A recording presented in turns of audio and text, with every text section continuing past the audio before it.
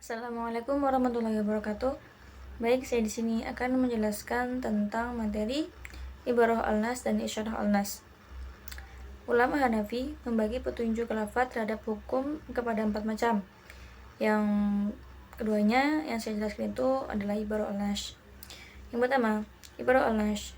Al-Syahrasi mendefinisikan ibarah al-nas dengan maka saya li ajlihi wa ya'lama qabla ta'malu an zahira an-nas mutanawala lahu, atau yang artinya penunjukan terhadap suatu makna berdasarkan susunan kalimatnya dan makna atau pengertian itu dapat diketahui tanpa penelitian, mencakup dalamnya zahir nas. Lalu Amir Batsyah mendefinisikan ibarat al-nas dengan dalalatuhu 'alal makna maqsudan asliya walau lazama wa huwal mu'tabar indahum fin nas aw ghairi asli wa huwal mu'tabar fi dzahir, atau yang artinya penunjukan lafaz atas makna sesuai dengan maksud asli meskipun dalam bentuk lazim atau makna ini dipandang sebagai makna nas, atau sesuai dengan maksud yang tidak asli atau makna ini dipandang sebagai makna zahir. Kedua definisi ini mengandung arti bahwa hukum yang dimaksud dapat langsung dipahami dari lafaz yang disebutkan. Pengertian yang ditujukan oleh lafaz secara langsung di susunan kalimat dan makna tersebut merupakan maksud dari lafaz itu.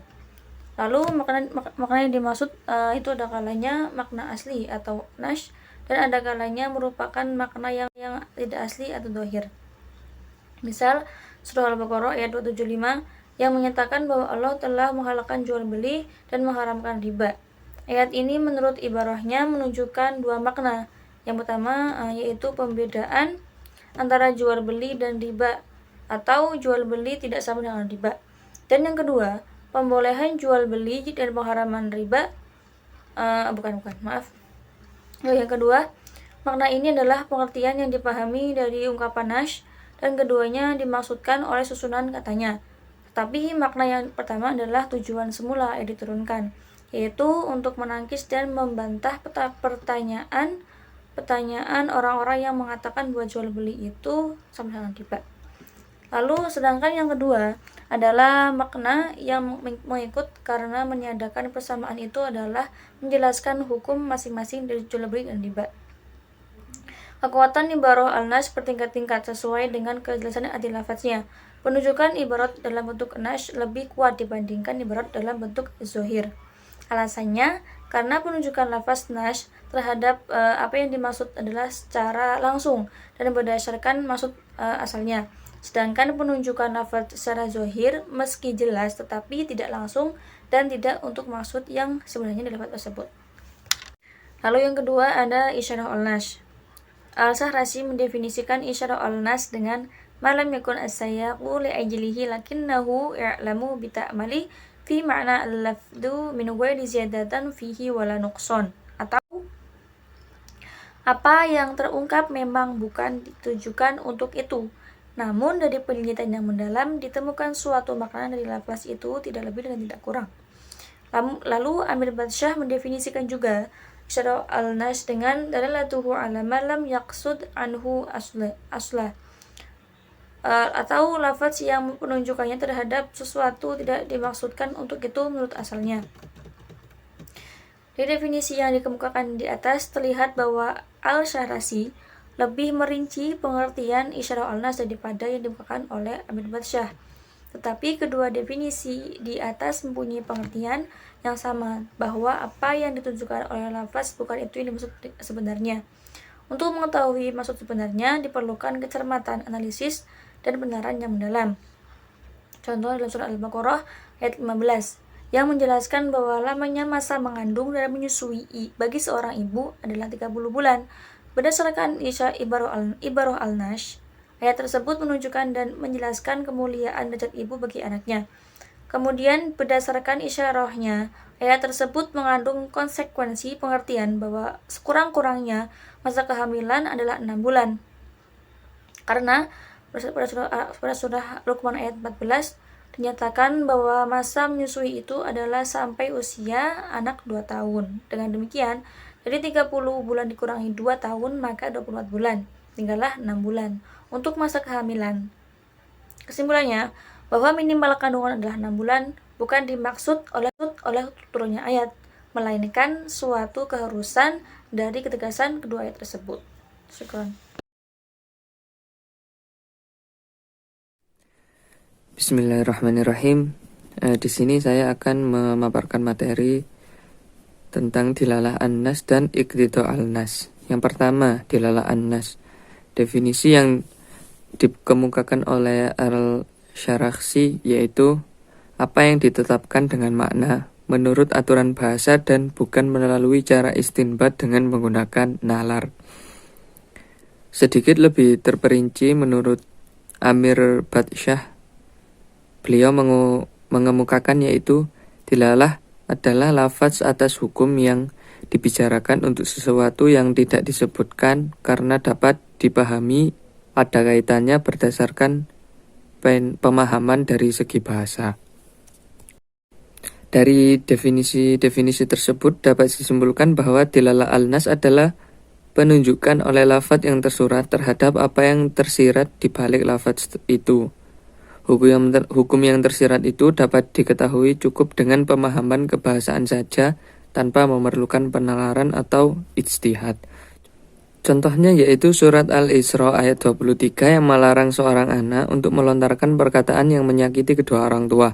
Berdasarkan ibarah al-nas, ayat itu menunjukkan keharaman mengatakan kepada ibu bapak karena hal ini menyakiti hati mereka. Kemudian berdasarkan dilalah al-nas, ayat ini menunjukkan keharaman memukul, mencaci maki, memenjarakan, dan sebagainya. Karena hal-hal tersebut jauh lebih menyakitkan hati kedua ibu bapak daripada sekedar perkataan Lanjut ke materi selanjutnya yaitu iqtida al-nas. Al-Syarakhsi mendefinisikan iqtida al-nas dengan ungkapan tambahan atau sisipan terhadap nas disyaratkan mendahuluinya supaya ada faedahnya terhadap hukum. Tanpa sisipan itu tidak mungkin mengamalkan ayat. Sedangkan Amir Badsyah mendefinisikan dengan lafaz yang menunjukkan kepada sesuatu yang tidak disebutkan makna kebenaran dan kesahihannya tergantung kepada makna yang tidak disebutkan itu. Dari definisi di atas dapat diketahui bahwa iqtida al-nas adalah penunjukan suatu lafaz terhadap sesuatu yang tidak disebutkan secara eksplisit dalam nas, namun keabsahan dan kebenaran lafaz itu mau tidak mau harus memperkirakan keberadaannya. Dengan kata lain, pengertian kata yang disisipkan secara tersirat dalam pemahaman pada redaksi tertentu. Dengan kata lain, pengertian kata yang disisipkan secara tersirat dalam pemahaman pada redaksi tertentu yang tidak dapat dipahami secara lurus kecuali dengan adanya penyisipan itu. Contohnya dalam hadis Nabi riwayat Ibnu Majah yang artinya menyampaikan kepada kami Muhammad bin Al-Musaffa Al-Humsi menyampaikan kepada kami Al-Auza'i dari Atta' dari Ibnu Abbas dari Nabi Muhammad SAW, beliau telah bersabda, diangkatkan dari umatku kekeliruan, lupa, dan keterpaksaan. Hadis ini secara harfiah menunjukkan bahwa kekeliruan, lupa, dan keterpaksaan telah diangkat dari umat Nabi Muhammad. Pengertian ini bertentangan dengan kenyataan karena perbuatan-perbuatan tersebut ada dalam realitas kehidupan manusia. Oleh karena itu, dalam nas tersebut harus ada sesuatu yang diperkirakan keberadaannya, yaitu dosa atau hukuman, agar sesuai dengan kenyataan. Dengan demikian, yang diangkat bukan perbuatannya, karena perbuatan itu telah ada, melainkan yang diangkat adalah dosa yang ditimbulkan oleh perbuatan itu. Kata dosa tidak disebutkan dalam hadis, tetapi harus diperkirakan adanya, supaya dapat dipahami secara benar. Mungkin itu saja yang bisa saya sampaikan. Kurang lebihnya saya mohon maaf. Sekian, terima kasih. Baik, di sini saya akan menjelaskan tentang mantuk dan mafhum. Ulama mutakalimin membagi petunjuk lafaz terhadap hukum kepada dua, yaitu mantuk dan mafhum. Yang pertama, mantuk. Mantuk adalah isim maf'ul yang secara bahasa berasal dari kata natoko yantiku nutkon, yang berarti pembicaraan. Sedangkan pengertian secara istilah adalah sebagaimana yang dikemukakan oleh Al-Amidi. Ma fahmun min dalala al-lafdu qata'an fi mahallun natok, yang artinya makna yang dipahami dari petunjuk lafaz secara qat'i itu terhadap pembicaraan. Dari semua definisi di atas dapat disimpulkan bahwa mantuk ialah memahami dari apa yang langsung tersurat dalam lafaz. Misal dalam surat An-Nisa ayat 23 yang melarang seorang suami mengawini anak tiri yang berada dalam asuhnya. Ayat ini menurut mantuknya menunjukkan keharaman menikahi anak tiri yang berada di bawah asuhan suami dan istri yang telah digauli. Apa yang ditunjuk di sini memang jelas terbaca dalam apa yang tersurat dalam ayat tersebut. Petunjuknya sebegitu jelas sehingga tidak memerlukan penjelasan di balik yang tersurat ini. Kemudian, mantuk ini dibagi kepada dua, sorry dan ghairu sorry. Mantuk sorry adalah petunjuk lafaz kepada seluruh pengertian yang dikehendaki atau sebagiannya saja. Mantuk sorry dalam istilah ulama Syafi'iyah ini adalah apa yang diistilahkan dengan ibroha al-nas dalam istilah ulama Hanafiyah. Mantuk ghairu sorry adalah petunjuk lafaz atas suatu ketentuan hukum yang diperoleh dengan melihat keterkaitan yang tidak bisa dipisahkan dari mantuk. Amir Syarifuddin menyatakan bahwa mantuk ghairu sorry terbagi kepada dua macam. Yang pertama, penunjukannya itu dimaksudkan oleh pembicara. Yang kedua, penunjukannya itu tidak dimaksudkan oleh pembicara. Dilala iktida atau iktida an-nas. Dilala mantuk ghairu sorry yang menunjukkannya tidak dimaksudkan oleh pembicara hanya terbatas pada satu bentuk yang disebut dengan dilala isyarah. Yang di kalangan Hanafi juga disebut dilala isyarah atau isyarah an-nas. Yang kedua adalah mafhum. Al-Amidi menyatakan ma fahmun min lafdi min ghairi mahallun natuk. Makna yang dipahami dari lafaz bukan menurut yang dibicarakan. Al-Juwaini mendefinisikan mafhum dengan ma yastafadu minal lafdi wa maskutun anhu la dzakara lahu ala qadaitus sorry. Artinya, pengertian yang diperoleh dari arti yang tidak disebutkan secara jelas. Berdasarkan definisi ini dapat diketahui bahwa mafhum adalah setiap makna yang dipahami dari suatu lafaz yang makna tersebut berada di luar ruang lingkup yang tersurat. Mafhum terbagi menjadi dua, yaitu mafhum muwafaqah dan mafhum mukhalafah. Mafhum muwafaqah adalah ma yufahamu minal kalami bitariqil mutabaqah, yang artinya makna yang dipahami dari kalimat dengan jalan mutabaqah atau sesuai antara yang disebutkan dengan yang tidak disebutkan. Sedangkan mafhum mukhalafah adalah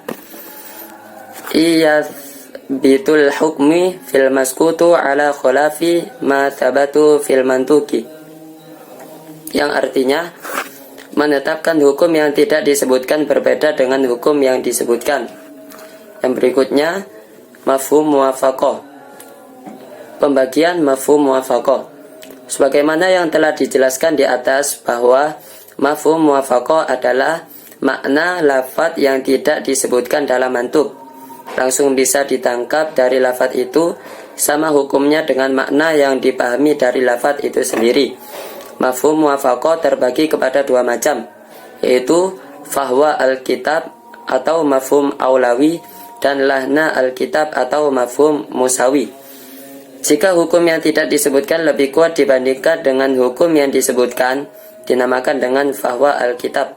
Seperti haramnya memakai dan memukul orang tua berdasarkan petunjuk ayat tentang haramnya mengucapkan kepada orang tua sebagaimana yang terdapat dalam surat Al-Isra ayat 23. Hukum yang tersurat dalam ayat ini adalah larangan berkata kasar atau dan menghardi orang tua. Maka hukum memaki dan memukul orang tua adalah haram sebagaimana haramnya berkata ketika sifat menyakiti dalam memaki memukul lebih kuat dari sifat menyakiti dalam ucapan Sedangkan lahna Alkitab adalah hukum yang tidak disebutkan sama kekuatannya dengan hukum yang disebutkan, seperti memakan harta anak yatim, sebagaimana yang terdapat dalam surat An-Nisa ayat 10 yang menjelaskan larangan memakan harta anak yatim serta aniaya. Mantuk ayat ini menunjukkan haramnya memakan harta anak yatim secara aniaya. Hukum memakan harta anak yatim sama saja dengan hukum melenyapkan, membuang atau membakarnya, karena pada hakikatnya makna-makna ini mengacu pada satu hal, yaitu menghabiskan harta anak yatim secara zalim. Sekian dari saya. Selanjutnya saya kembalikan kepada moderator.